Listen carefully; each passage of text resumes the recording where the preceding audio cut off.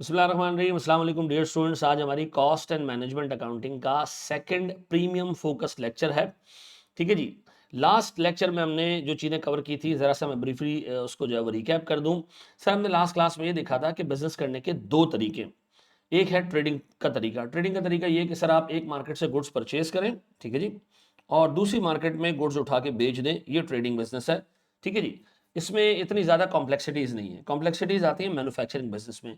Manufacturer करता ये कि रॉ मटेरियल खरीदता है, उसको प्रोसेस करता है, फिनिश गुड्स बनाता है और फिर बेचता है। जैसे फर्नीचर वाला बंदा है, ठीक है, जो फर्नीचर बना रहा होता है, वो लकड़ी लेता है, उसको प्रोसेस करता है और फर्नीचर बना के बेच देता है।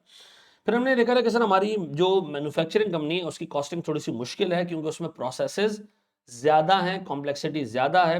तो हम अपने पूरे कॉस्टिंग के जो सिलेबस है उसमें फोकस करेंगे एक मैन्युफैक्चरिंग कंपनी को। अच्छा जी, बहुत कम टॉपिक्स ऐसे होंगे जो ट्रेडिंग बिजनेस को फोकस कर रहे होंगे। फिर हमने पढ़ा था सर मैन्युफैक्चरिंग कंपनी का काम किस तरह जो है वो चलता है, एक मैन्युफैक्चरिंग कंपनी का ऑर्गेनाइजेशनल स्ट्रक्चर कैसा है।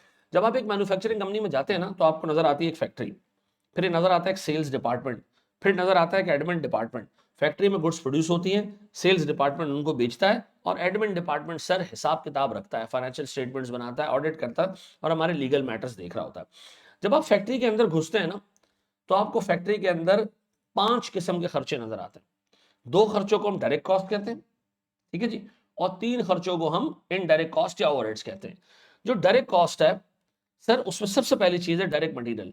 वो मटेरियल जो प्रोडक्ट में फिजिकली ट्रेसेबल है, डायरेक्ट मटेरियल है। केक में आटा ट्रेसेबल है, मैदा ट्रेसेबल है, ये मैंने सारे एग्जांपल्स दिए आपको। और सर वो रॉ मटेरियल जो प्रोडक्ट बनाने में इस्तेमाल हुआ लेकिन प्रोडक्ट में फिजिकली ट्रेसेबल नहीं है, जैसे केक बनाने में डीजल भी इस्तेमाल होता है, तो सर वो इनडायरेक्ट मटेरियल है। इनडायरेक्ट मटेरियल को हम ओवरहेड्स कहते हैं, डायरेक्ट मटेरियल को हम डायरेक्ट कॉस्ट कहते हैं। डायरेक्ट लेबर, वो मजदूर जो बजाते खुद प्रोडक्शन कर रहा है, ये डायरेक्ट लेबर है। और वो मजदूर जो प्रोडक्शन प्रोसेस को फैसिलिटेट कर रहा है, जैसे सुपरवाइजर है, जैसे हमारे फैक्ट्री का चौकीदार है, हमारी मशीन सपोर्ट डिपार्टमेंट का कोई बंदा है, मैंने एग्जांपल दी थी बाकायदा। सर जैसे हमारी फैक्ट्री में कैंटीन जो मेंटेन हो रही है, वो जो ऑपरेट करता है बंदा, ये सारे इनडायरेक्ट लेबर है। इनडायरेक्ट लेबर ओवरहेड्स है, ठीक है जी। अच्छा sir, direct material direct labour को हम डायरेक्ट कॉस्ट कहते हैं, इनडायरेक्ट मटेरियल इनडायरेक्ट लेबर को हम ओवरहेड्स कहते हैं। ओवरहेड्स इसके अलावा भी है, बाकी सारे खर्चे जो फैक्ट्री में इन 4 खर्चों के अलावा होते हैं वो भी ओवरहेड्स कहलाते हैं। जैसे डेप्रिसिएशन की एग्जांपल मैंने दी थी मशीन की। सर हमारा रेंट है, हमारी इलेक्ट्रिसिटी का खर्चा है, हमारी इंश्योरेंस का खर्चा है, मशीन्स की इंश्योरेंस है, सर हमारे स्टॉक की इंश्योरेंस है। ये सारे खर्चे हमारे पास जो फैक्ट्री के अंदर हो रहे हैं ये कहलाते हैं जनाब मैन्युफैक्चरिंग कॉस्ट या अदर मैन्युफैक्चरिंग ओवरहेड्स। डन। अब बताएं टोटल मैन्युफैक्चरिंग कॉस्ट 5 है। डायरेक्ट मटेरियल डायरेक्ट लेबर ये डायरेक्ट कॉस्ट में आ गए, और सर हमारे पास इनडायरेक्ट मटेरियल इनडायरेक्ट लेबर और अदर ओवरहेड्स ये हमारे ओवरहेड्स में आ गए। डन। फिर जी हमने ये देखा कि सर हमारे पास जो खर्चे सेल्स और एडमिन डिपार्टमेंट में हो रहे हैं उनको हम एक नाम दे देते हैं नॉन मैन्युफैक्चरिंग कॉस्ट। आज सर हमने थोड़ा सा आगे जाना है। आज हम देखेंगे जनाब कॉस्ट की क्लासिफिकेशन बिहेवियर के हिसाब से। अच्छा बिहेवियर क्या होता है, देखिए इसको जानने के लिए सबसे पहले हम बात करेंगे वॉल्यूम की और एक्टिविटी की। ये वॉल्यूम और एक्टिविटी है क्या, मैं छोटी सी एग्जांपल देता हूँ सर। वॉल्यूम और एक्टिविटी क्या है, देखिए मिसाल के तौर पर सर एक फैक्ट्री की बात करते हैं। एक फैक्ट्री जितने यूनिट्स प्रोड्यूस करती है ना किसी भी गुड के, मिसाल के तौर पर एक माउस बनाने की फैक्ट्री है, ये जितने माउस प्रोड्यूस करेगी हम कहेंगे जनाब ये हमारा वॉल्यूम है या ये एक्टिविटी है। एक फैक्ट्री 1000 माउस प्रोड्यूस करे, 2000 माउस प्रोड्यूस करे, 5000 माउस प्रोड्यूस करे, 10,000 माउस प्रोड्यूस करे, हम कहेंगे ये हमारा वॉल्यूम या एक्टिविटी है। ठीक है जी। तो सर इसका मतलब है फैक्ट्री की वॉल्यूम या फैक्ट्री की एक्टिविटी उसके यूनिट से गेज होती है। अच्छा बाज़ औक़ात हम एसेट्स, किसी भी एक एसेट को पिक कर लेते हैं कि यार ये एसेट है, इसकी एक्टिविटी क्या है। जैसे मिसाल के तौर पर गाड़ी है, तो गाड़ी की एक्टिविटी क्या है जी, गाड़ी चलती कितनी है, कितने किलोमीटर चली, 5 किलोमीटर, 10 किलोमीटर, 15 किलोमीटर, 20 किलोमीटर। तो सर फैक्ट्री की भी एक्टिविटी मेजर होती है, एसेट की भी एक्टिविटी मेजर होती है। और बाज़ औक़ात सर आप बंदों की एक्टिविटी मेजर करते हो, जैसे एक मजदूर ने कितने घंटे काम किया, 1 घंटे, 2 घंटे, 10 घंटे, 15 घंटे, 20 घंटे, 200 घंटे, ये बंदे की एक्टिविटी। तो एक्टिविटी का मतलब है सर कितना काम किया फैक्ट्री ने, किसी मशीन ने, किसी इंसान ने, इसी तरह हम सर एक्टिविटी को गेज करते हैं। ठीक है। तो आइंदा के बाद जो एक्टिविटी या वॉल्यूम का वर्ड आप सुनोगे कॉस्टिंग में, आप इसको एसोसिएट करोगे फैक्ट्री के साथ, किसी बंदे के साथ, या गाड़ी वाड़ी के साथ, किसी एसेट के साथ। ठीक है जी। आपसे एग्जामिनर कह रहा है जी एक फैक्ट्री ने 500 यूनिट्स प्रोड्यूस की, ये है वॉल्यूम उसका। एक बंदे ने 400 घंटे काम किया, ये उस बंदे की एक्टिविटी है। एक गाड़ी 300 किलोमीटर चली, ये उस गाड़ी की एक्टिविटी है। ऐसा तो एक्टिविटी का वर्ड आई होप आपको क्लियर हो गया होगा। एक्टिविटी का मतलब है कितना काम किया, ठीक है सर। हम बिहेवियर का मतलब क्या है सर? अब हम देखेंगे जनाब, जब एक फैक्ट्री की एक्टिविटी इंक्रीज होती है, एक फैक्ट्री में 1000 माउस बने, फिर 2000 बने, फिर 3000 बने, हाँ भाई खर्चा कितना आया? वो खर्चा वो खर्चा जो वॉल्यूम या एक्टिविटी बढ़ाने से बढ़ जाए उसको हम कहते हैं वेरिएबल कॉस्ट। जैसे मिसाल के तौर पर एक फैक्ट्री में एक केक बन रहा है, उसमें एक अंडा इस्तेमाल होता है, छोटा सा केक बनता है सर, एक अंडा इस्तेमाल होता है सर। एक अंडा आता है मिसाल के तौर पे सर 20 रुपए का, ठीक है जी। तो हमारे टोटल कॉस्ट कितनी होती है जी एक अंडे की? 20 रुपए। ऐसा हमने अपनी एक्टिविटी डबल कर दी, दो केक बनाए तो अंडे भी कितने यूज हुए? दो। अंडा अब भी कितने का आता है? एक 20 रुपए का। टोटल अंडे कितने के आ गए? 40 रुपए के। इसका मतलब है सर मेरी कॉस्ट इंक्रीज हो गई, मेरी कॉस्ट इंक्रीज हो गई अंडों की। क्यों? क्योंकि फैक्ट्री की एक्टिविटी बढ़ने लगी, फैक्ट्री का वॉल्यूम बढ़ने लगा। अब बताओ अगर फैक्ट्री 3 केक प्रोड्यूस करेगी तो क्या अब भी 40 रुपए का खर्चा आएगा? नहीं सर, अब खर्चा आएगा 60 रुपए का। क्योंकि एक अंडा अगर 20 रुपए का है, एक अंडा अगर 20 रुपए का है तो सर अब हमारी एक्टिविटी 3 यूनिट्स की हो चुकी है। अब इसका मतलब है सर जैसे जैसे एक्टिविटी बढ़ती जा रही है, जैसे जैसे एक्टिविटी बढ़ती जा रही है, अंडा तो 20 रुपए का ही है, लेकिन सर अब ज्यादा अंडे यूज होने की वजह से हमारी कॉस्ट इंक्रीज हो रही है। तो अब एक बात बताएं सर, वो कॉस्ट जिसका बिहेवियर ऐसा है कि जब वॉल्यूम बढ़ता है, जब एक्टिविटी बढ़ती है तो वो कॉस्ट भी बढ़ती है, ऐसी कॉस्ट को हम क्या कहते हैं? Variable cost. ऐसी कॉस्ट को हम क्या कहते हैं? Variable cost. जब वॉल्यूम डबल तो कॉस्ट भी डबल, 20 से 40 हो गई। जब वॉल्यूम 3 टाइम्स, एक यूनिट से 3 यूनिट, तो हमारी कॉस्ट भी 3 टाइम्स।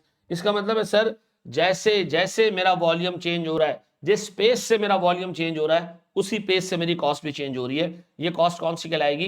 Variable cost. अब बताए वेरिएबल नाम उसको क्यों दिया है? क्योंकि वेरी करती है, चेंज होती है जैसे वॉल्यूम चेंज होता है। अब बताएं सर अगर एक कॉस्ट है, सर मेरी फैक्ट्री में ज्यादा यूनिट्स प्रोड्यूस हो रहे हैं, इलेक्ट्रिसिटी की कॉस्ट ज्यादा आ रही है, इलेक्ट्रिसिटी क्या हो गई? एक वेरिएबल कॉस्ट। सर जैसे मेरी फैक्ट्री के अंदर प्रोडक्शन या यूनिट्स बढ़ते हैं, मजदूर ज्यादा पैसे मांगते हैं, तो लेबर क्या हो गई? Sir variable cost. सर जब मेरी फैक्ट्री के अंदर ज्यादा यूनिट्स प्रोड्यूस होते हैं तो सर फ्यूल ज्यादा कंज्यूम होता है, तो फ्यूल क्या हो गया? Variable cost. सर याद रखिएगा वो सारे खर्चे, चाहे मैन्युफैक्चरिंग हो चाहे नॉन मैन्युफैक्चरिंग हो, भाड़ में गए। वो सारे खर्चे जो वॉल्यूम बढ़ाने से बढ़ते हैं हम उनको क्या कहते हैं? Variable cost. सर हमारे ज्यादा यूनिट्स प्रोड्यूस होंगे, हम ज्यादा यूनिट बेचेंगे, हम ज्यादा सेल्स कमीशन देंगे, तो सेल्स कमीशन भी क्या हो गई? Variable cost. यानी वेरिएबल कॉस्ट वो सारे खर्चे हो सकते हैं जो वॉल्यूम बढ़ाने से क्या हो जाए? इंक्रीज हो, तो हम उनको क्या नाम देते हैं? Variable cost. अब हम क्लासिफिकेशन मैन्युफैक्चरिंग नॉन मैन्युफैक्चरिंग की नहीं कर रहे हैं, अब हम क्लासिफिकेशन कर रहे हैं कॉस्ट की किसके हिसाब से? बिहेवियर के हिसाब से। पक्का? बिहेवियर का मतलब है चेंज कैसे आ रहा है उसमें। सर अब यहां देखें सर, छोटी सी एग्जांपल सर, एक गाड़ी 50 किलोमीटर चली, 5 लीटर पेट्रोल यूज हुआ सर, और 1 लीटर 200 रुपए का, तो कितने का खर्चा आएगा जी? 1000 रुपए का। ऐसा गाड़ी ज्यादा यूज हुई, गाड़ी सर 70 किलोमीटर चली, 7 लीटर पेट्रोल यूज हुआ। क्यों? सीधी सी बात, एक्टिविटी बढ़ी तो खर्चा भी बढ़ा। अब बताएं सर मेरा 1000 रुपए का खर्चा कितना हो गया? 1400 रुपए। सर जब मैं और ज्यादा गाड़ी चला रहा हूं तो गाड़ी चलाने की कॉस्ट और ज्यादा बढ़ रही है, मैं और ज्यादा गाड़ी चला रहा हूं तो सर खर्चा और बढ़ रहा है पेट्रोल का। तो मुझे बताएं गाड़ी चलाने में जो फ्यूल या पेट्रोल की कॉस्ट है वो क्या है? वो वेरिएबल कॉस्ट है। यानी आसान भाषा में जब हम ज्यादा काम करें और खर्चा बढ़ जाए तो वो खर्चा वेरिएबल कॉस्ट कहलाता है। पक्का? तो अब हमारे पास सर एक डेफिनेशन आ गई, वेरिएबल कॉस्ट वो कॉस्ट है जो वॉल्यूम बढ़ाने से बढ़ती है, जो नंबर ऑफ यूनिट्स बढ़ाने से बढ़ती है, जो नंबर ऑफ किलोमीटर्स बढ़ाने से बढ़ती है, जो नंबर ऑफ आवर्स बढ़ाने से बढ़ती है। जैसे एक्टिविटी बढ़ेगी कॉस्ट बढ़ेगी। डन। अब एक छोटा सा फंक्शन अपने जहन में डाल दें सर, एग्जाम में वो आपसे कहेगा टोटल वेरिएबल कॉस्ट निकालो। अब सुने सुने सर, मिसाल के तौर पे सर हमारे पास एक केक पे एक अंडा लगता है, 20 रुपए का एक अंडा आता है, 20 रुपए का। ये आगे जी वेरिएबल कॉस्ट पर यूनिट, ठीक है। अब बताएं अगर मैं 2 केक बनाऊं, 2 केक, तो मेरा कॉस्ट कितना होगा? 40। अगर मैं सर 4 केक बनाऊं तो मेरी कॉस्ट कितनी होगी सर 80। सर अगर मैं 100 केक बनाऊं तो मेरी कॉस्ट कितनी होगी सर 2000। इसका मतलब है टोटल वेरिएबल कॉस्ट निकालने का बड़ा आसान तरीका ये है कि आप वेरिएबल कॉस्ट पर यूनिट लो और उसको नंबर ऑफ यूनिट से मल्टीप्लाई कर दो। वेरिएबल कॉस्ट पर यूनिट लो और उसको नंबर ऑफ यूनिट से क्या कर दो मल्टीप्लाई कर दो। यानी जितने ज़्यादा यूनिट बढ़ेंगे उतनी ज़्यादा कॉस्ट बढ़ेगी। यानी सर ये वो कॉस्ट है जो यूनिट्स के साथ यानी वॉल्यूम के साथ यानी एक्टिविटी के साथ इंक्रीज होती है। ऐसा है। तो सर अब गाड़ी का वाले हिसाब किताब ले लो। सर अगर गाड़ी का 5 लीटर एक लीटर सर 200 रुपये का है। 1 लीटर कितने का जी 200 रुपये का है। और मैं 5 लीटर पेट्रोल कंज्यूम करूं तो खर्चा कितने का होगा 1000 का। अगर मैं 200 रुपये का 1 लीटर लेता हूं और 8 लीटर सर कंज्यूम करता हूं तो खर्चा कितने का होगा सर 1600 रुपये का। तो इसका मतलब है सर अगर आपको ये पता हो कि 1 लीटर कितने का आता है या 1 यूनिट कितने का बनता है तो आप उसको नंबर ऑफ यूनिट्स या नंबर ऑफ लीटर से मल्टीप्लाई करके टोटल वेरिएबल कॉस्ट निकाल सकते हो। ऐसा है मेरे बच्चों। तो आप बताएं टोटल वेरिएबल कॉस्ट निकालने का तरीका क्या है। सर आप वेरिएबल कॉस्ट पर यूनिट ले लें उसको नंबर ऑफ यूनिट से मल्टीप्लाई कर दें। बड़ा बेसिक बच्चों वाला टुच्चा सा कॉन्सेप्ट आपको दे रहा हूं पक्का जी। बढ़े आगे एक स्टेप। सर हम अपने दूसरे कॉस्ट पे जा रहे हैं that is fix cost. Sir fix cost वो कॉस्ट है जो आप जितना भी वॉल्यूम बढ़ा लो जितनी भी एक्टिविटी बढ़ा लो वो टस से मस ही नहीं होती। वो कॉस्ट अपनी जगह पे रहती है। मिसाल के तौर पर सर एक होटल का किराया जो चाय का होटल है उसका किराया आप देख लें। अभी आप जितने भी चाय के कप बना दो दबा दब चाय बना दो हजारों कप बना दो किराया अपनी जगह कांस्टेंट रहेगा। इसका मतलब है सर इस कॉस्ट का बिहेवियर कैसा है ये डेड है खत्म कॉस्ट है यानी हिलती ही नहीं अपनी जगह से। जो फिक्स है तो फिक्स है। अब मिसाल के तौर पर सर ARTT का कॉलेज है हमारा रेंट 1 लाख रुपए। स्टूडेंट पढ़ने आते हैं थोड़े से रेंट तब भी 1 लाख है। हमने अल्लाह के शुक्र अल्लाह के हुक्म से जो है वो अल्लाह ने हमें इज्जत दी हमारे नंबर स्टूडेंट डबल हो गए सर लेकिन हमारा खर्चा अब भी 1 लाख ही है। सर फिर ऐसा टाइम भी है कि हमारे स्टूडेंट 3 4 50 गुना बढ़ गए सर हमारा अब भी कॉस्ट 1 लाख ही है। तो इसका मतलब ये कि सर हमारे पास ये कॉस्ट कौन सी कॉस्ट है फिक्स कॉस्ट। तो इसका मतलब ये मेरे प्यारे बच्चों कि हमारे पास कॉस्ट 2 टाइप की है सर बिहेवियर के हिसाब से। या तो हम एक्टिविटी करेंगे इंक्रीज डिक्रीज करेंगे ज्यादा यूनिट कम यूनिट प्रोड्यूस करेंगे कॉस्ट चेंज होगी या कॉस्ट चेंज नहीं होगी। जो चेंज होगी वो वेरिएबल कॉस्ट जो चेंज नहीं होगी वो फिक्स कॉस्ट। वो सारी कॉस्ट जो नंबर ऑफ यूनिट्स बढ़ाने से बढ़ जाए क्या होगी वेरिएबल कॉस्ट। वो कॉस्ट जो नंबर ऑफ यूनिट्स बढ़ाने से चेंज ही ना हो हिले ही ना मुर्दा हो जिंदा लाश हो जितना आप यूनिट्स प्रोड्यूस कर दो वो अपनी जगह पे वैसी की वैसी रहे वो क्या कहलाएगी वो कहलाएगी फिक्स कॉस्ट। ऐसा अब ये याद रहेगा sir variable cost fix cost. अच्छा अब मुझे एक चीज ये बताएं सर अगर मैं आपसे पूछूं प्यारे बच्चों कि मेरे पास टोटल वेरिएबल कॉस्ट कैसे निकलती है। बड़ा आसान है सर मेरे पास वेरिएबल कॉस्ट पर यूनिट आप लें और उसको नंबर ऑफ यूनिट से मल्टीप्लाई कर दें। सर टोटल फिक्स कॉस्ट कैसे निकलेगी।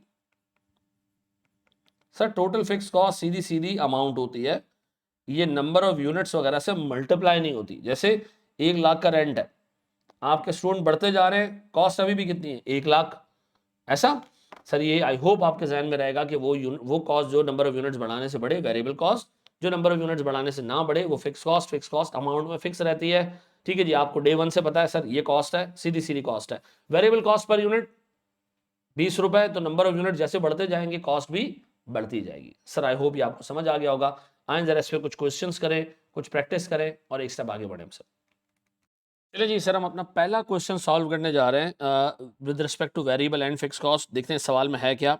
ये कह रहे हैं जनाब HPL मैन्युफैक्चर्स HPL एक कंपनी का नाम होगा manufactures external keyboards for computers. ठीक है जी हम कंप्यूटर्स के कीबोर्ड्स बनाते हैं। ठीक है जी फॉर कंप्यूटर्स एंड लैपटॉप्स। ठीक है ईच कीबोर्ड हैज़ 104 कीज़।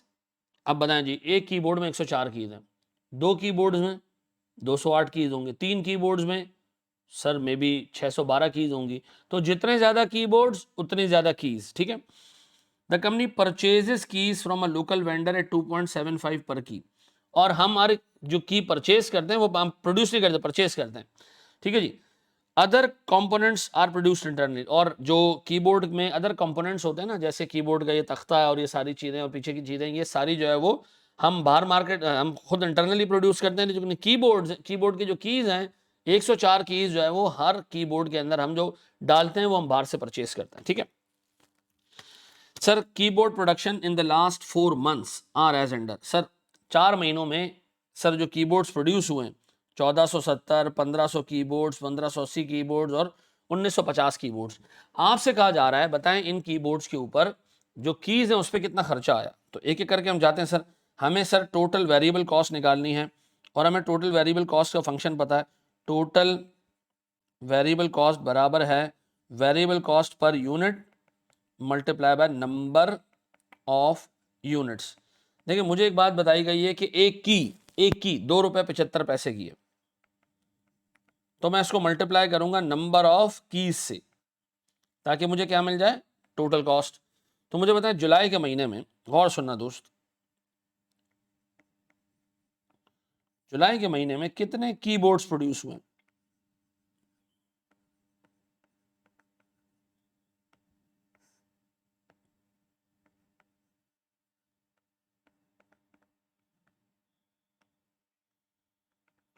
कितने कीबोर्ड्स प्रोड्यूस हुए सर? 1470। प्यारे बच्चों, हर कीबोर्ड में जो कीज हैं,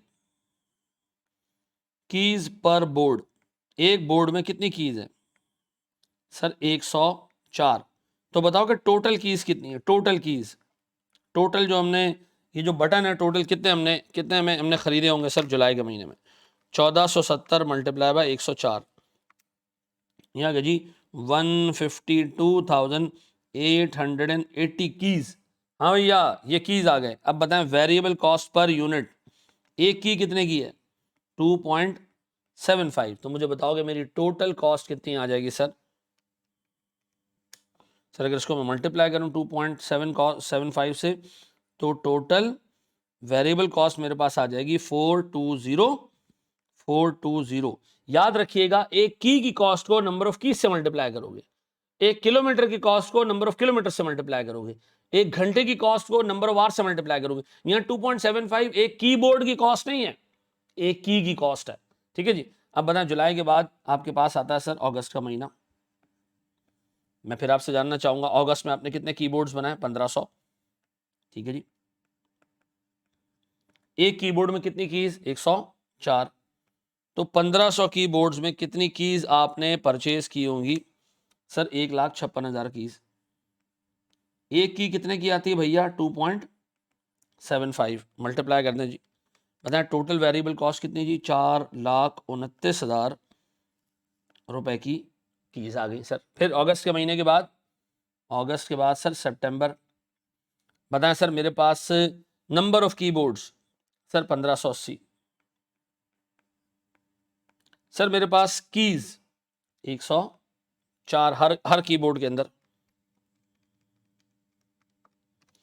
सर ये मेरे पास आ गया 164,320 कीज। ठीक है जी। एक की कितने की है जी? 2.75 मल्टीप्लाई करना जी।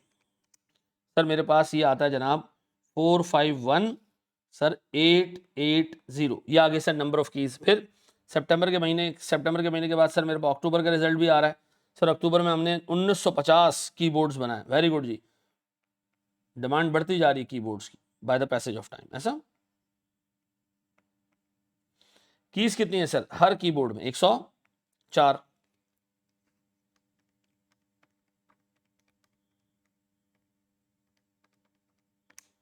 यार सर 202,800। सर मेरे पास 2.75। सर 557700। ये आती है सर मेरे पास टोटल वेरिएबल कॉस्ट। तो हमने सर टोटल वेरिएबल कॉस्ट निकालने का फंक्शन ये देखा कि एक यूनिट की वेरिएबल कॉस्ट कितनी है उसको नंबर ऑफ यूनिट से मल्टीप्लाई कर दें। एक यूनिट की वेरिएबल कॉस्ट कितनी है उसको नंबर ऑफ यूनिट से मल्टीप्लाई कर दें। एक की कॉस्ट कितनी है उसको नंबर ऑफ कीज से मल्टीप्लाई कर दें। एक की कॉस्ट कितनी है उसको नंबर ऑफ कीज से मल्टीप्लाई कर दें तो आपके पास टोटल वेरिएबल कॉस्ट आ जाएगी। कर लोगे ये सवाल, देख लोगे हिसाब किताब। बहुत ही बच्चों वाला टुच्चा सा नन्ना मुन्ना मासूम सा पप्पू सा सवाल आप लोगों को मैंने दिया है। इसमें भी कोई कॉन्सेप्ट और टेक्निकल चीज नहीं मैंने डाली। बड़े एक स्टेप आगे चलिए जी, एक स्टेप आगे बढ़ते हैं। एक छोटा सा कॉन्सेप्ट हम और देखते हैं जनाब, और वो है फिक्स कॉस्ट पर यूनिट। देखें आम तौर पे fix cost number of unit पे बेस नहीं होती है, यानी आप जितने नंबर ऑफ यूनिट्स बढ़ाएं फिक्स कॉस्ट अपनी जगह पे रहेगी। ठीक है जी। आए जरा इस फिनोमेना को हम थोड़ा सा मजीद इलेबोरेट करने की कोशिश करते हैं। अज्यूम करें सर एक होटल है, चाय का होटल है, ठीक है जी, और साल का पहला महीना है, ठीक है जी। चाय के होटल में जो चाय बनती है, एक चाय सर मैं उसको नाम दे रहा हूँ वेरिएबल कॉस्ट पर यूनिट। एक चाय बनती है सर 25 रुपए की। कितने की बनती है? 25 रुपए की एक चाय बनती है। सर हमने पूरे महीने में जो यूनिट्स प्रोड्यूस किए, जो चाय प्रोड्यूस की, वो प्रोड्यूस की 10,000। 10,000 चाय हमने बेची। बताओगे सर मेरे पास टोटल वेरिएबल कॉस्ट कितनी थी? 25 इंटू 10,000, यह आ गई जी मेरे पास 2.5 लाख। गौर से देखना, ये सर चाय बनाने का खर्चा था। सर हमने रेंट भी पे किया, जिसको हम क्या नाम देते हैं? Fix cost. अज्यूम करो जी फिक्स कॉस्ट 1.5 लाख रुपए का रेंट था। तो कोई मुझसे पूछे कि चाय का होटल चलाने की पूरी कॉस्ट क्या है, तो मैं कहूंगा जी 1.5 लाख का रेंट और 2.5 लाख रुपए चाय बनाने पे लग गए। ये 2.5 लाख रुपए ऊपर नीचे हो सकते हैं जितनी चाय बनेगी, लेकिन 1.5 लाख ऊपर नीचे नहीं होगा। अब बताएं सर हमारी टोटल कॉस्ट कितनी है जी? सर हमारी टोटल कॉस्ट है 4 लाख। अब अगर कोई आपसे ये पूछे कि जो आपकी टोटल कॉस्ट है 4 लाख रुपए की, भाई 4 लाख रुपए का खर्चा करके आपने बनाया क्या? हम कहेंगे 4 लाख का खर्चा करके हमने 10,000 चाय बनाई। तो 10,000 चाय बनाई, लगभग टोटल कॉस्ट पर यूनिट कितनी आपको पड़ी? तो मैं कहूंगा जी टोटल कॉस्ट पर यूनिट पड़ी 4 लाख डिवाइडेड बाय 10,000। हमें एक चाय लगभग एवरेज एवरेज एवरेज एक चाय हमें पड़ गई कितने की? 40 रुपए की। ये हमारी जी टोटल कॉस्ट पर यूनिट 40 रुपए की एक चाय पड़ गई। हमने में भी 50-60 रुपए में बेची हो, ठीक है जी। अब इस 40 रुपए में फिक्स कॉस्ट भी शामिल है, वेरिएबल कॉस्ट भी शामिल है, फिक्स कॉस्ट भी शामिल है, वेरिएबल कॉस्ट भी शामिल है। सर कैसे? सर इस 40 रुपए में एक चाय की 25 रुपए की वेरिएबल कॉस्ट शामिल है, और सर इस चाय में सर आपकी जो टोटल फिक्स कॉस्ट थी 1.5 लाख की, उसको आपने सर 10,000 यूनिट से डिवाइड कर दिया, और आपको पता चला जी आपको लगभग एक यूनिट पे 15 रुपए का फिक्स कॉस्ट पड़ा है। एवरेज एक यूनिट पे 15 रुपए का फिक्स कॉस्ट पड़ा है। हम देखना चाहते हैं कि जी हमारे चाय पे एक यूनिट पे लगभग कितने रुपए की कॉस्ट आई है। तो मैं कहूंगा जी रेंट अगर डाल दो, 1.5 लाख का रेंट, 10,000 चाय के कप बने। अच्छा ये याद रखना, रेंट हम 15 रुपए पे नहीं करते हैं, रेंट हम 1.5 लाख ही पे करते हैं।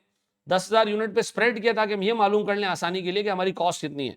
तो सर मैं कहूंगा जी 25 रुपए वेरिएबल कॉस्ट जो इनकर हुई है, और 15 रुपए की फिक्स कॉस्ट जो एलोकेट हुई हुई है। ठीक है जी, एलोकेट का मतलब है अंदाजे से हमने अंदाजा लगाया कि अगर 1.5 लाख का रेंट है और हम 10,000 यूनिट बना रहे हैं, तो लगभग एक चाय के कप पे हमें 10-15 रुपए का जो है वो फिक्स कॉस्ट इनकर हो रहा है। ठीक है जी, इनकर नहीं होता, याद रखिएगा फिक्स कॉस्ट 1.5 लाख की इनकर होगा, चाहे आप यूनिट 10 की जगह 15 कर दो। अब मुझे एक बात बताएं, जनवरी के बाद फेब का महीना आया, खुद एक बात बताओ मेरे बच्चों, चाय अब भी 25 रुपए की बनती है, लेकिन यूनिट इस दफा हमने 15,000 कर दिए, 15,000 यूनिट बने। ठीक है जी, बताएं मेरी टोटल वेरिएबल कॉस्ट कितनी होगी? 25 इंटू 15,000, ये आ गई जी 3,75,000। लेकिन सर मेरा जो रेंट है वो अपनी जगह कांस्टेंट रहेगा, कितना? 1.5 लाख कांस्टेंट, अपनी जगह कांस्टेंट, ऐसा। अब बताएं सर अगर मैं आपसे पूछूं 375 प्लस 1.5 लाख, ये मेरे पास आता है सर 5,25,000, ऐसा। अब बताओ जी 5,25,000 में आपने क्या बनाया जी? 15,000 कप मैंने बनाया, 15,000 कप चाय बनाई, कितनी? 5,25,000 में। तो सर टोटल कॉस्ट निकाल लें, 5,25,000 डिवाइडेड बाय सर 15,000 चाय के कप, तो सर मेरे पास एक यूनिट की कॉस्ट आती है 35। ओ भाई ये गिर क्यों गई? पहले तो 40 थी, गिर क्यों गई? सर गिरने का रीजन है, गिरने का रीजन है सर एक यूनिट की वेरिएबल कॉस्ट आज भी 25 रुपए, वो चेंज नहीं हुई। लेकिन हाँ सर, जो 1.5 लाख रुपए की फिक्स कॉस्ट थी, जो पहले 10,000 यूनिट पे फैल रही थी, स्प्रेड आउट हो रही थी, अब मेरे पास सर 15,000 यूनिट पे स्प्रेड आउट हो रही है, और मेरे पास एक यूनिट पे लगभग 10 रुपए का फिक्स कॉस्ट नजर आ रहा है, 10 रुपए का फिक्स कॉस्ट नजर आ रहा है। इसका मतलब तो ये कि सर आप जितने नंबर ऑफ यूनिट ज्यादा प्रोड्यूस करोगे, आपके एक यूनिट की टोटल कॉस्ट रिड्यूस होती जाएगी, एक यूनिट की टोटल कॉस्ट रिड्यूस होती जाएगी। उसका रीजन क्या है? देखिए फिक्स कॉस्ट अपनी जगह पे कांस्टेंट रहती है, ठीक है जी। आप जब इसको डिवाइड करते हो नंबर ऑफ यूनिट से और नंबर ऑफ यूनिट्स आप बढ़ाते जाओ बढ़ाते जाओ बढ़ाते जाओ, ये अपनी जगह पे कांस्टेंट रहा है, तो कॉस्ट पर यूनिट नीचे आना शुरू होती है। इसका मतलब है सर फिक्स कॉस्ट जो हम फैक्ट्री में पे करते हैं, हम जितने ज्यादा नंबर ऑफ यूनिट्स बनाएंगे हमारी एक यूनिट की कॉस्ट कम होती जाएगी। ऑब्वियस सी बात है, सीधी बात है यार। जब आप एक जगह किराए पे ले चुके हो, दबा के यूनिट प्रोड्यूस करो, आपकी जो है वो किराए की कॉस्ट नंबर ऑफ यूनिट्स पे स्प्रेड आउट हो जाएगी और काफी कम हो जाएगी। तो इसलिए सर वो बिजनेसेस जो ज्यादा नंबर ऑफ यूनिट्स प्रोड्यूस करते हैं वो इस लायक होते हैं, इस काबिल होते हैं कि उनकी कॉस्ट पर यूनिट छोटी हो जाए और वो सर कम सेलिंग प्राइस चार्ज करें और कंपटीशन में आगे रहें। ऐसा। अब मुझे खुद एक बात बताओ, अगर मैं कहूं जी मार्च का महीना भी है यहाँ पे, मार्च के महीने में सर हमने एक यूनिट की सर वेरिएबल कॉस्ट 25 रुपए ही है। सर हमने मार्च के महीने में सर 20,000 यूनिट्स प्रोड्यूस किए। अब मेरे बच्चों मुझे एक बात बताओ, मेरी जो कॉस्ट पर यूनिट आनी चाहिए 40 से तो 35 हो गई है, 35 से कम हो जाएगी, हाँ और कम हो जाएगी, क्योंकि फिक्स कॉस्ट 1.5 लाख है, नंबर ऑफ यूनिट्स और बढ़ रहे हैं, तो आपकी एक यूनिट की जो टोटल कॉस्ट है वो रिड्यूस होती जाएगी। मुझे बताएं सर मैं क्या करूं सर, वेरिएबल कॉस्ट कितनी है जी, 20,000 इंटू 25, 11 जी 5 लाख। वेरिएबल कॉस्ट आप देखें लगातार इंक्रीज होती जा रही है, लेकिन फिक्स कॉस्ट अपनी जगह पे अनचेंज। अब बताएं टोटल कॉस्ट कितनी होगी जी, 6.5 लाख। भाई 6.5 लाख रुपयों में आपने सर कोई 20,000 यूनिट्स प्रोड्यूस किए, तो अगर उसको मैं डिवाइड करता हूं 20,000 से मेरे बच्चों, तो मेरे पास एक यूनिट की कॉस्ट आती है सर 32.5।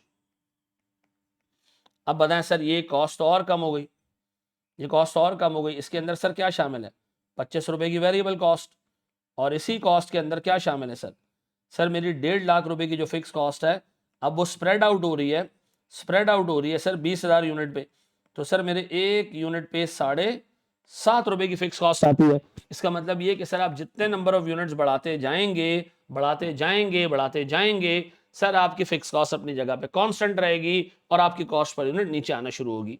ऐसा। तो सर हमारे पास एक छोटी सी थ्योरी आ गई। ठीक है जी, थ्योरी क्या है जनाब, कॉस्ट पर यूनिट डिक्रीजेज, या टोटल कॉस्ट पर यूनिट की बात हो रही है, total cost per unit decreases as volume increases, ये इंक्रीज है, ठीक है, increases because fix cost is allocated on more units. ठीक है जी, जितने ज्यादा यूनिट्स पे फिक्स कॉस्ट फैलाओगे फिक्स कॉस्ट पर यूनिट उतनी कम हो जाएगी और as a result overall total cost per unit आपकी नीचे आ जाएगी। तो मुझे एक बात बताएं सर, वेरिएबल कॉस्ट अपनी जगह पे 25 ही है, लेकिन फिक्स कॉस्ट क्या हो रही है, तब्दील होती जा रही है सर, पर यूनिट रिड्यूस होती जा रही है जितने ज्यादा नंबर ऑफ यूनिट्स आप बनाओगे।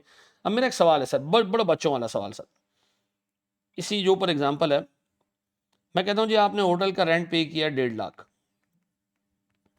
ये रेंट है आपका फिक्स्ड, एक कप बनाऊंगा ना, एक कप, तो 1.5 लाख रुपए का खर्चा आएगा, कप एक ही बनेगा। 2 कप बनाऊंगा तो मैं कहूंगा जी 75,000 रुपए पर कप बना। ऐसा।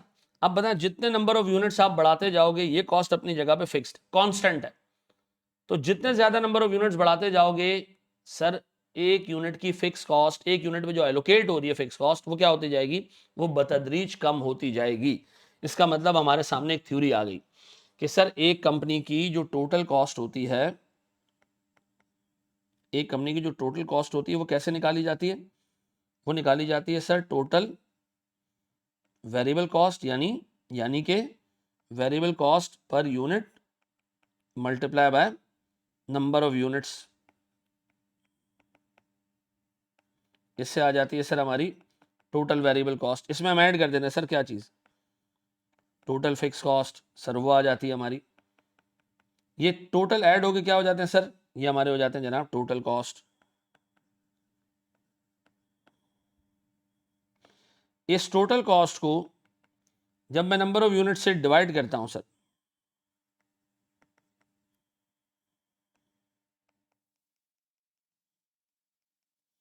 तो हमारे पास आती है sir total cost per unit, ऐसा। और याद रखिएगा ये टोटल कॉस्ट पर यूनिट क्या होती जाएगी, जैसे जैसे वॉल्यूम बढ़ता जाएगा ये रिड्यूस होती जाएगी। पक्का? सर आपको दूं एक छोटा सा क्वेश्चन, आप मुझे निकाल के देंगे टोटल कॉस्ट पर यूनिट, और ये मुझे एक्सप्लेन कर सकेंगे कि कॉस्ट पर यूनिट रिड्यूस क्यों होती जा रही है? आए जरा देखते हैं जनाब। चलें जी सर, एक और क्वेश्चन हम देख लेते हैं जनाब।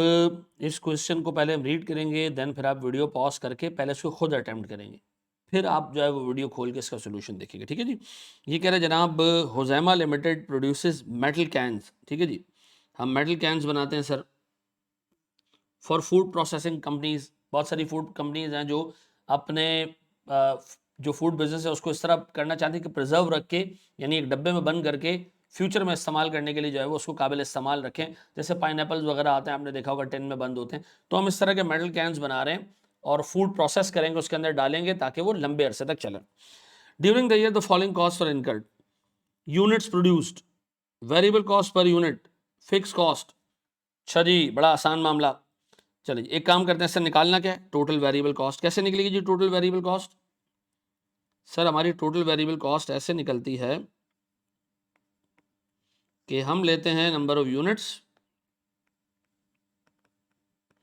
और उसको मल्टीप्लाई कर देने किससे, कॉस्ट पर यूनिट से, वेरिएबल कॉस्ट पर यूनिट से, तो हमें मिल जाती है जी टोटल वेरिएबल कॉस्ट। वो कह रहे जी total fix cost per quarter, ये तो ऑलरेडी दी हुई है, सीधी सीधी दी हुई है, तो सर हम इसमें ऐड कर सकते हैं टोटल फिक्स कॉस्ट। अगर हम इसको ऐड कर देंगे तो हमें क्या मिल जाएगी, टोटल कॉस्ट। इस टोटल कॉस्ट के बारे में वो कह रहा है, फिर आप एक काम करें, नंबर ऑफ यूनिट से डिवाइड करके इसको, नंबर ऑफ यूनिट से डिवाइड करके इसको क्या निकाल लें, टोटल कॉस्ट पर यूनिट, ऐसा। अब बताएं सर मेरे पास क्वार्टर कितने हैं,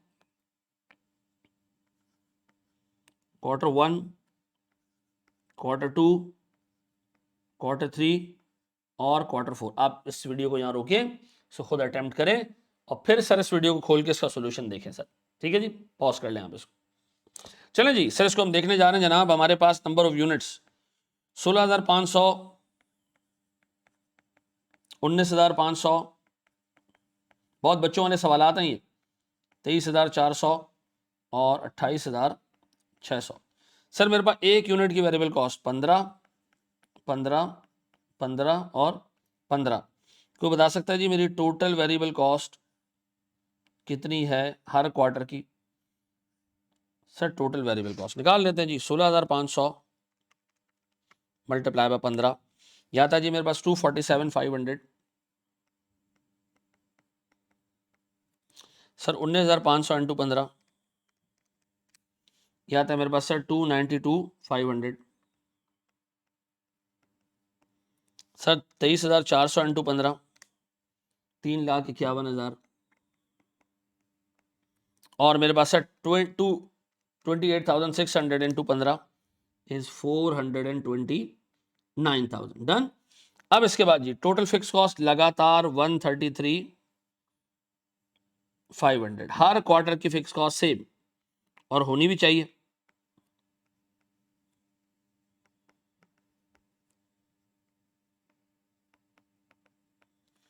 अच्छा जी, आप बताएं जी कंपनी की total fix cost, total cost कैसे आएगी? इन दोनों को ऐड कर देना आपने, टोटल कॉस्ट आ जाएगी। निकालें जरा जी, टोटल कॉस्ट कितनी है जी, 247,500 प्लस 133,500, या था मेरे पास सर 381,000। भाई 381,000 की टोटल कॉस्ट लगा के आपने 16,500 यूनिट्स प्रोड्यूस किए। अब बताएं एक यूनिट आपको लगभग कितने का पड़ गया, variable plus fix cost, total cost ये पड़ गया आपको सर कोई 23.09 पे, कितने पे, 23.09 पर यूनिट। इसमें 15 रुपए वेरिएबल है, बाकी पोर्शन जो है वो फिक्स कॉस्ट एलोकेट हुई हुई एक यूनिट के ऊपर। डन। इसी तरह सर मेरे पास 292,500 प्लस 133,500, ये मेरे पास आते हैं जनाब 426,000। भाई ये 4,26,000 का खर्चा करके आपने बनाया क्या? सर मैंने 19,500 यूनिट बनाया। अगर उसको मैं डिवाइड कर दूं 19,500 से, तो मेरे पास एक यूनिट मुझे लगभग थोड़ा सा सस्ता पड़ा, 21 31.84 मुझे बताएं ये क्यों, ये सस्ता क्यों पड़ा? इसलिए कि सर फिक्स कॉस्ट अपनी जगह पे कायम और दायम है, नंबर ऑफ यूनिट्स बढ़ा देने से एक यूनिट पे जो फिक्स कॉस्ट एलोकेट हुई वो थोड़ी हो गई, तो यूनिट सर हमें अब सस्ता प्रोड्यूस होता हुआ नजर आ रहा है। इसका मतलब जितने ज्यादा यूनिट प्रोड्यूस करोगे कॉस्ट पर यूनिट कम होती जाएगी, ऐसा। अब बताएं आगे सर, 351 प्लस 133,500 सर 484,500।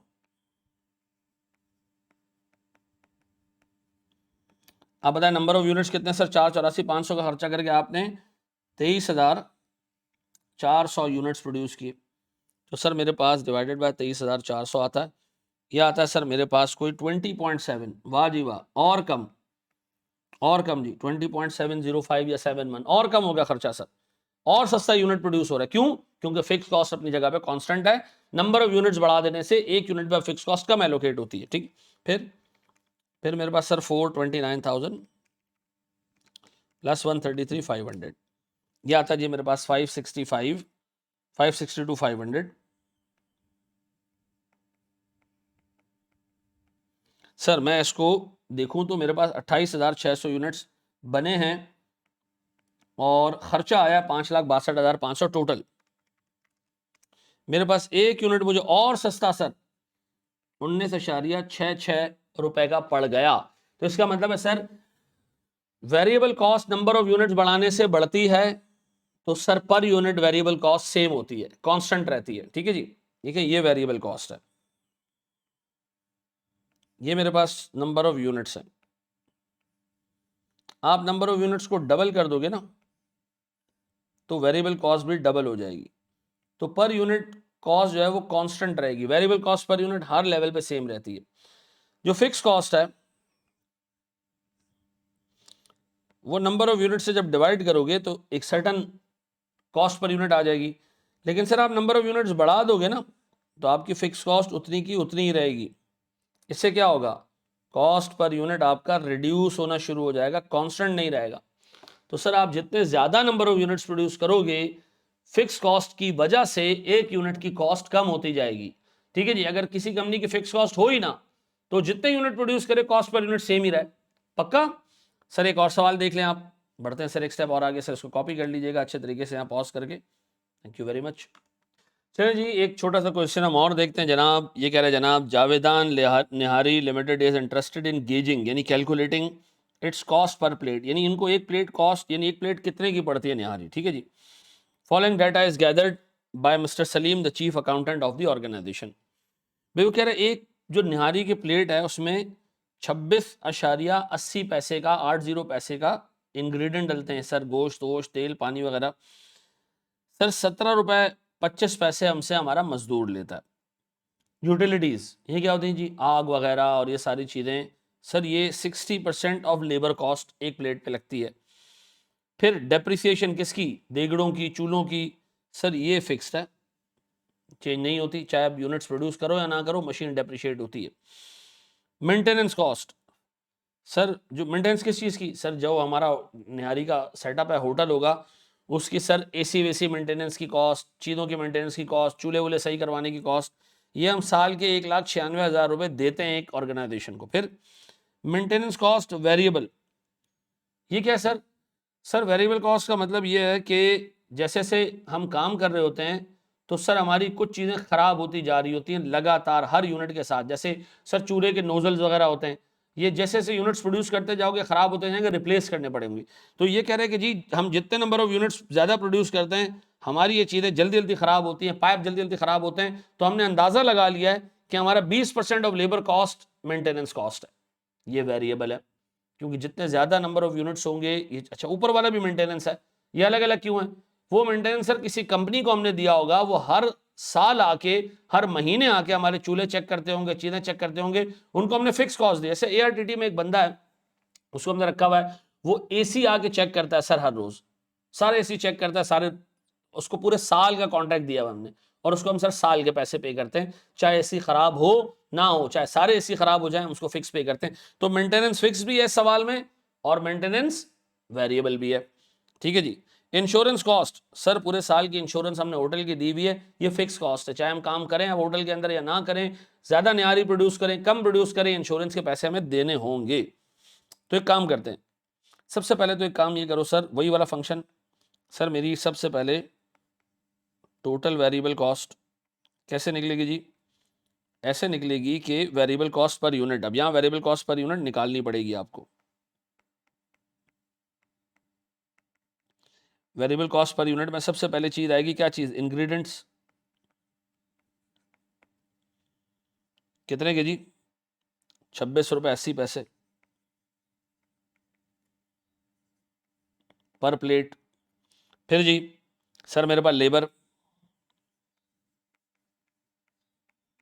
लेबर की कॉस्ट पर प्लेट 17 रुपये 25 पैसे।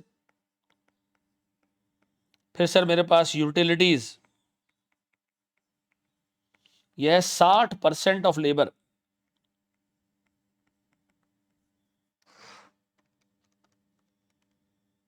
17 रुपये 25 पैसे मल्टीप्लाई बाय 0.6, यह आता है सर मेरे पास 10.35, यानी कि 17 रुपये 25 पैसे मल्टीप्लाई बाय 60%। फिर मेरे पास सर यूटिलिटीज के बाद मेंटेनेंस भी एक वेरिएबल कॉस्ट है, जो कि ज़बरदस्ती की वेरिएबल कॉस्ट है। एग्जामिनर कह रहा है तो हम मान लेते हैं, आमतौर पे नहीं होती जी। कितना जी, 20%। तो सर 17 रुपये 25 पैसे मल्टीप्लाई बाय 0.2, यह आ गया सर मेरे पास 3.45।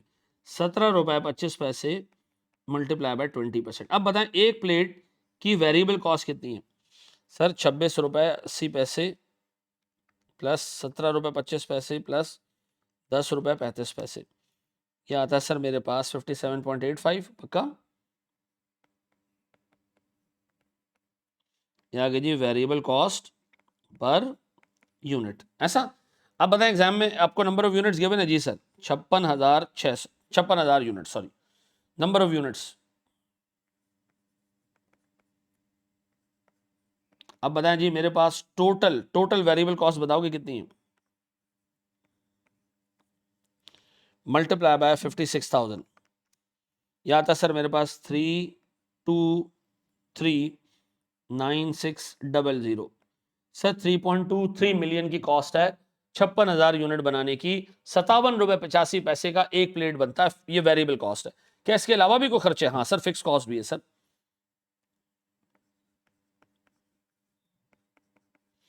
टोटल फिक्स कॉस्ट में सर तीन चीजें, तीन है चार हैं। सबसे पहले डेप्रिसिएशन है सर पूरे साल का,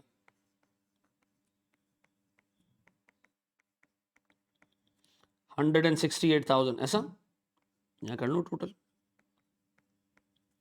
फिर जी सर मेरे पास मेंटेनेंस है,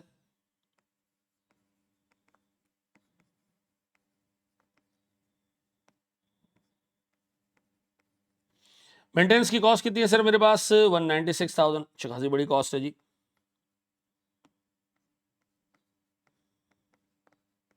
फिर जी सर हमारे पास इंश्योरेंस है,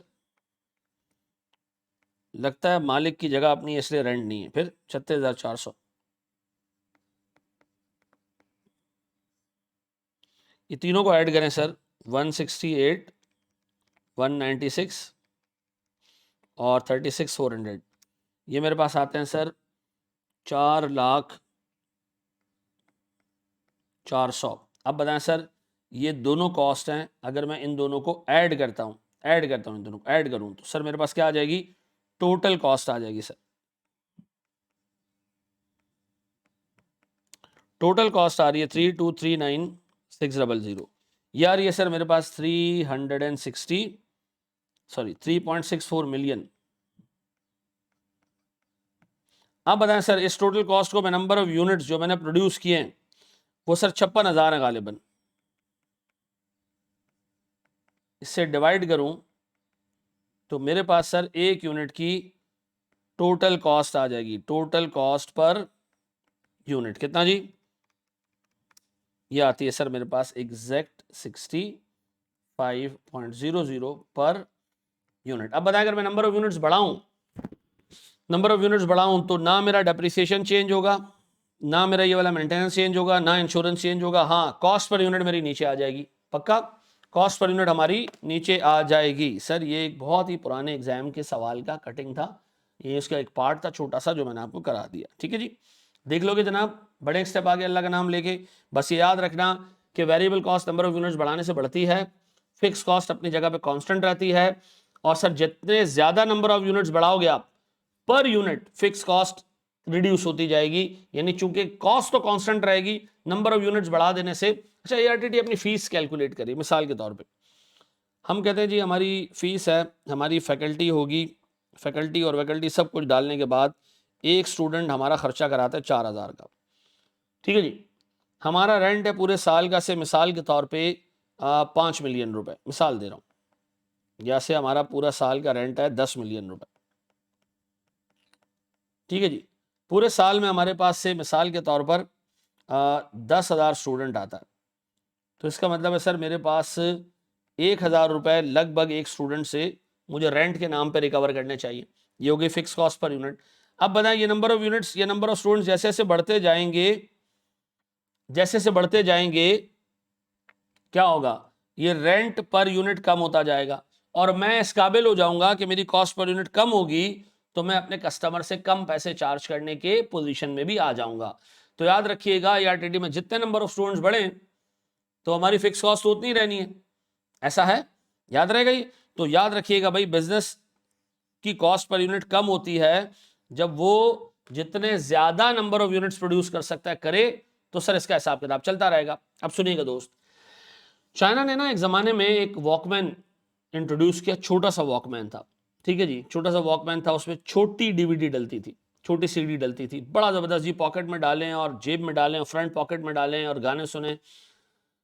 उन्होंने सोनी कंपनी ने, सोनी ने जब ये वॉकमैन बनाया ना, तो सोनी ने क्या किया, चाइना में अपना सेटअप लगाया, इसलिए कि चाइना का रेंट कम था और उसने सर दबा के यूनिट्स प्रोड्यूस किए। क्यों? ताकि उसकी कॉस्ट पर यूनिट कम हो जाए, मैसिव प्रोडक्शन की। उसी टाइम पे पहली दफा, उसी एरा में पहली दफा एप्पल ने आईपॉड लॉन्च कर दिया। तो सर उसने जो इतने सारे यूनिट चाइना ने बनाए थे, ये सॉरी सोनी ने बनाए थे, बिलियंस ऑफ यूनिट्स, ताकि वो पूरी दुनिया में बेचेगा, और बनाए भी ज्यादा इसलिए थे कि कॉस्ट पर यूनिट क्या क्या हो जाए, कम हो जाए। क्या हो गया सर, वो बिक ही नहीं पाए, क्योंकि आईपॉड ने तबाही फेर दी। उसमें कोई डीवीडी नहीं डलनी और कोई मीडिया ऐसा नहीं है जो सर बाहर से डालना पड़े, उसमें सिर्फ गाने अपलोड हो जाते थे। तो क्या हुआ कि वो एक लो कॉस्ट प्रोडक्ट आया, चाइना ने, मतलब सोनी ने कोशिश की कि यार मेरी कॉस्ट कम से कम हो, लेकिन सर आईपॉड ने उसको बीट कर दिया। क्यों? आईपॉड था महंगा, उस वॉकमैन से महंगा था आईपॉड, लेकिन लोगों को पता था कि सर इस पर रिकरिंग खर्चा नहीं है, बार बार डीवीडी नहीं खरीदनी पड़ेगी। तो सर याद रखिएगा, एक बिजनेस को हम बोल तो नहीं कि जितने ज्यादा नंबर ऑफ यूनिट्स प्रोड्यूस करोगे एक यूनिट की कॉस्ट कम होती जाएगी, लेकिन याद रखना उसको बेचना भी है फिर। ठीक है जी, तो अब पूरी डिस्कशन की समरी, जितने ज्यादा नंबर ऑफ यूनिट्स प्रोड्यूस करोगे, क्योंकि फिक्स कॉस्ट अपनी जगह पे कांस्टेंट है, तो एक यूनिट की कॉस्ट कम होती जाएगी और आप इस पोजीशन में आ जाओगे कि ज्यादा से ज्यादा यूनिट कम प्राइस में बेच सको। ठीक है, थैंक यू वेरी मच। चलिए जी, अपने आज की क्लास के आखिरी टॉपिक की तरफ हम बढ़ते हैं जनाब, दैट इज प्राइसिंग। प्राइसिंग का मतलब एक यूनिट की प्राइस कैसे रखी जाए। मिसाल के तौर पर एक चाय के होटल की एग्जांपल लेते हैं। ठीक है जी, चाय का होटल वाला कह रहा है जी मेरी टोटल कॉस्ट वेरिएबल और फिक्स मिला के, वेरिएबल और फिक्स मिला के से 6 लाख रुपए या फिर 6.5 लाख रुपए, 6.5 लाख रुपए की टोटल कॉस्ट है, वेरिएबल प्लस फिक्स दोनों। ठीक है जी, और चाय वाले के होटल में जो यूनिट्स बनने वाले हैं वो बनने वाले हैं से 13,000 कप, 13,000 कप बनने वाले। तो 6.5 लाख डिवाइडेड बाय 13,000, यह आता है सर 50 रुपए पर cup, total cost per unit. यह आता है जी कितना, 50। अब 50 के एक कप बेचेगा तो कमाएगा क्या? कुछ नहीं कमा पाएगा। 50 के एक कप बेचेगा तो टोटल कॉस्ट रिकवर हो जाएगी। मैं चाह रहा हूं कि कुछ प्रॉफिट भी कमाएं। प्रॉफिट कितना कमाएं? सर ये डिपेंड करता है कंपनी के ऊपर कि कंपनी अपनी प्राइसिंग कैसे करती है। कुछ लोग होते हैं वो कॉस्ट को देख के प्राइसिंग करते ही नहीं है। मैकडॉनल्ड्स वाले का टोटल बर्गर 100 रुपए का आता होगा, वो 500 रुपए लेता है, वो कॉस्ट देख के थोड़ी लेता है, वो आपकी जेब देख के लेता है। लेकिन सर हम कॉस्टिंग के अंदर कॉस्ट बेस्ड जो है वो प्रॉफिट कैलकुलेट किया करेंगे एग्जाम में, जब तक जिस तरह में एग्जामिनर कहे। एग्जामिनर कह रहा है जी हम 20% ऑफ कॉस्ट, क्या चीज, 20% ऑफ कॉस्ट प्रॉफिट कमाना चाहते हैं। हम प्रॉफिट कमाना चाह रहे हैं कितना, 20% ऑफ कॉस्ट। अब बताएं कॉस्ट है कितनी, 50, 20% निकाले तो गालिबन 10 रुपये बनता है। तो एक यूनिट मुझे बेचना चाहिए कितने में, 60 रुपये में। कितने में, 60 रुपये में। तो इसका मतलब है जी सेल्स प्राइस डिटरमिन होती है टोटल कॉस्ट पर यूनिट पे प्रॉफिट रख के। टोटल कॉस्ट पर यूनिट पे जब हम प्रॉफिट रखते हैं तो हमारी क्या डिटरमिन हो जाती है, सेल्स प्राइस। अब गौर सुनना मेरे बच्चों। अब अगर मैं आपसे कहता हूं अच्छे तरीके से सुनना, यही चाय का होटल कल डिसाइड करे या मशहूर हो जाए और सर पता चले जी कि इसके नंबर ऑफ यूनिट्स बढ़ गए, तो क्या होगा, ये कॉस्ट पर यूनिट रिड्यूस हो जाएगी और ये इस पोजीशन में होगा कि सस्ती चाय बेच सके। समझ रहे हो बात, यानी नंबर ऑफ यूनिट्स बढ़ेंगे तो कॉस्ट पर यूनिट नीचे आएगा। 20% प्रॉफिट हम चार्ज कर रहे हैं एक कप के ऊपर, हमारी आदत है अमाउंट में कुछ भी हो कॉस्ट का 20% हमने चार्ज करना है, तो सर हमारे नंबर ऑफ यूनिट्स बढ़ जाने से कॉस्ट पर यूनिट नीचे आएगी और हम इस पोजीशन में होंगे कि छोटी कॉस्ट पर यूनिट पे प्रॉफिट चार्ज करके कम प्राइस लगाएं, सेल्स प्राइस, ताकि ज्यादा यूनिट हम बेच सकें। क्योंकि हमने लॉ ऑफ डिमांड बचपन में पढ़ा था कि जितनी प्राइस कम करोगे उतना ज्यादा वॉल्यूम इंक्रीज होगा, उतना ज्यादा डिमांड इंक्रीज होगी। खैर ये अपनी जगह। तो हम एक सर प्राइस का फंक्शन बना रहे हैं। हम कह रहे हैं जी हमारे पास टोटल कॉस्ट पर यूनिट पे अगर आप ऐड कर दें क्या चीज, प्रॉफिट, तो आपके पास क्या आ जाती है जी, सेलिंग प्राइस। पक्का। आए जरा इसके ऊपर एक क्वेश्चन करते हैं जनाब। क्या कह रहे हैं मेरे बच्चों, ये क्वेश्चन कह रहे हैं जी Shahid limited produces ball point pens. ठीक है जी। The fix cost for the company is expected to be 2.5 lakh. ठीक है जी। वेरिएबल कॉस्ट पर यूनिट 16 रुपए होगी और कंपनी प्रॉफिट चार्ज करती है 40%। अब इसने ये नहीं बताया यूनिट्स कितने हैं, एक यूनिट की वेरिएबल कॉस्ट बता दी, कंपनी की टोटल फिक्स कॉस्ट बता दी, कंपनी का प्रॉफिट बता दिया कि 40% ऑन कॉस्ट है। फिर calculate the selling price per unit the company should charge if the expected volume is 25,000। अब वो कह रहा है 25,000 यूनिट पे बताओ एक पेन हमें कितने का बेचना चाहिए। चलो जी काम करना शुरू करते हैं। सबसे पहले हम निकालते हैं भैया टोटल वेरिएबल कॉस्ट। कैसे निकलेगी मेरे बच्चों ही, अब हम थोड़े से चैंपियन हो गए, तेज हो गए। 25,000 इंटू 16 कितना आता जी, यह आता मेरे बच्चों 4 लाख रुपए। फिर मेरे बच्चों मैं इसमें ऐड करता हूं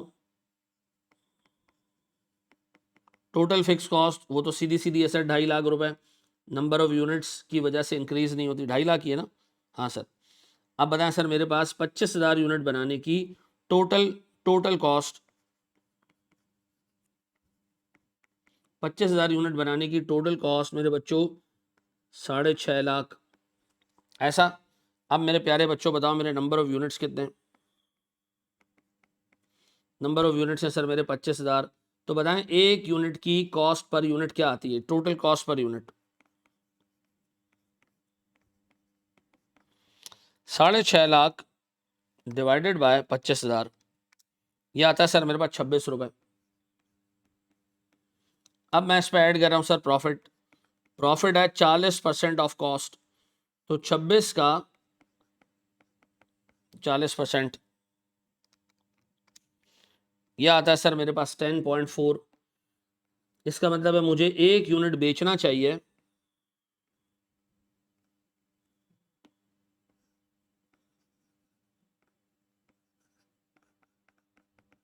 कितने में सर, कोई 36.40। डन। ये हमने सवाल की पहली रिक्वायरमेंट कर दी कंप्लीट। फिर दूसरी रिक्वायरमेंट में कह रहे हैं जनाब बताएं the company calculate the amount of discount the company would be able to give. Discount कैसे देती है कंपनी, सेलिंग प्राइस को कम करके। कह रहे बताएं कंपनी कितना डिस्काउंट दे सकती है अगर नंबर ऑफ यूनिट्स 25 की जगह 35,000 हो जाए, नंबर ऑफ यूनिट्स और इंक्रीज हो जाए। तो काम करते हैं जी सवाल की रिक्वायरमेंट बी पे जाते हैं। सर मैं फिर आपसे कहूंगा जनाब part B.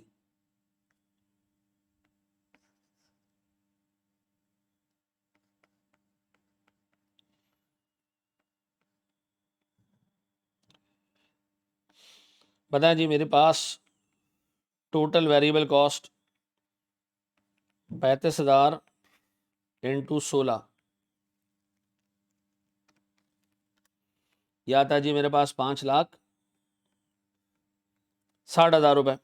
Sir total fix cost तो सेम ही रहेगी ना, चाहे 35 यूनिट्स प्रोड्यूस करो, 35,000 या 25,000, वो 2.5 लाख ही रहेगी।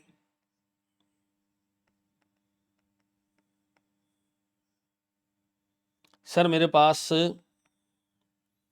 टोटल कॉस्ट आ जाएगी कितने की, यह आ जाएगी 8,10,000 की। अब मैं इसको नंबर ऑफ यूनिट से डिवाइड कर रहा हूं सर। नंबर ऑफ यूनिट्स हैं कितने सर मेरे पास, 35,000। अब बताओ मेरे बच्चों, मेरे पास टोटल कॉस्ट पर यूनिट ये आ जाती है सर मेरे पास 23.142। कम हो गई कॉस्ट पर यूनिट भैया, पहले 26 रुपए थी, अब 23 रुपए हो गई। अब प्रॉफिट, सीधी सी बात है, प्रॉफिट हमारा 40% है, ये भी अकॉर्डिंगली कम हो जाएगा। पर यूनिट कम होगा लेकिन हम नंबर ऑफ यूनिट ज्यादा बेच पाएंगे इंशाल्लाह ताला। ठीक है जी, मल्टीप्लाई बाय 0.4, ये आता है सर मेरे पास 9.257। एडअप करूं सर, ये आ जाता है सर मेरे पास 32.4। अब बताएं, ये मेरी नई सेलिंग प्राइस है अगर मैं 35,000 यूनिट बनाऊं। अब बताओ अगर मैं 35,000 यूनिट बनाता हूं, सेलिंग प्राइस एट 35,000 यूनिट्स, तो ये निकलती है सर 32.4। और अगर मैं देखूं तो sir selling price at 25,000 units, ये निकलती है 36.4। इसका मतलब है मैं डिस्काउंट दे सकता हूं 4 रुपए का। प्राइस रिडक्शन पॉसिबल, जरूरी नहीं है सेलिंग प्राइस अपनी कंपनी कम करे। मैं कह रहा हूं कंपनी चाहे तो कम कर सकती है, सेम प्रॉफिट मार्जिन रख के, सेम प्रॉफिट परसेंटेज पे कंपनी 4 रुपए अपनी प्राइस कम कर सकती है नंबर ऑफ यूनिट्स बढ़ाने की वजह से। ठीक है जी सर, इसको देख लीजिएगा, हमने आज इसको अच्छे तरीके से कवर कर लिया। सर एक क्विज है जो इस क्लास के फौरन बाद आपने देना है, और इस क्लास के साथ ही सर उसका लिंक मैं शेयर करूंगा। थैंक यू वेरी मच, जज़ाकल्लाहु खैरन, अस्सलाम वालेकुम।